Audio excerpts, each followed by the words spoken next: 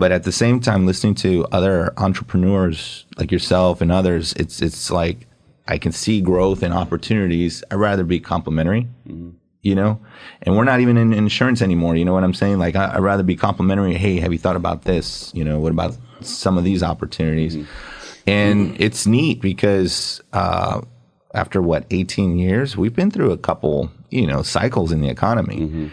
And it's funny, but it's not funny. But you see businesses that are big and they come down. You see businesses that are little and they come up.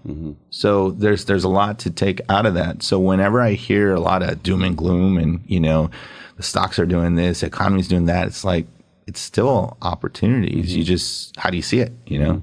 And the cycle of the market, like you said, it's not new. I mean, every time, and as you get older, I think you learn to set your mind at ease by, number one, maybe not listening to the market as much or paying attention to it, but learning that from the past, from the history, right? That, you know, it's just things go up and down. That's just part of nature, right? I mean, and I get encouraged by the challenges, because I think that's going back to the analogy of the axe, is like, that's how you learn to, if you're not sharpening your skill set, and you come to a situation where you are challenged, right? Like even with us with 08, 09, when the market kind of crashed, we had to learn how to do things a little different, you know, and even as recent as COVID, right? I mean, there's situations where you can either sit back and see what happens, wait and see, you know, how things are going to turn around, or you just find ways to make it work. And that's where you get to, you know, learn more about your craft. Because I feel like I'm always learning. I'm sure you are too. There's always opportunities to do it better, and that's really what encourages me in my business, in my industry. Is like there's always ways to do it better, and for me, that's kind of what keeps me going. I like to learn. I've always said that I try to model myself off other successful people, right?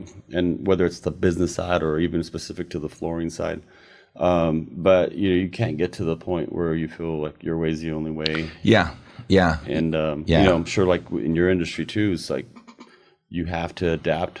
You know, when the market's down, and find ways to attract that customer. Yeah, I remember going back to 2020, and we were starting to feel the shock. There were a couple agents that I ran into, and they were like, they couldn't do anything because their bread and butter was being able to go into schools or go into these places of business. And if the doors, like we were shuttered at that point, if that wasn't available, they were dead in the water. And I tried talking to them to help, but I mean, bless their hearts, they just weren't listening. And you think, you know, like you're going to have to survive at some point. But I guess it's like you, Richard, right? I mean, you started off was it easy at the beginning? Oh, no. Right? Like anything else? But that goes hand in hand, I guess, with relationships, right? With parenting, finances, with our faith. Like, it's not easy at times, but it's not supposed to be easy, you know? And I think if we embrace the difficulty, that's the learning. Well, any successful person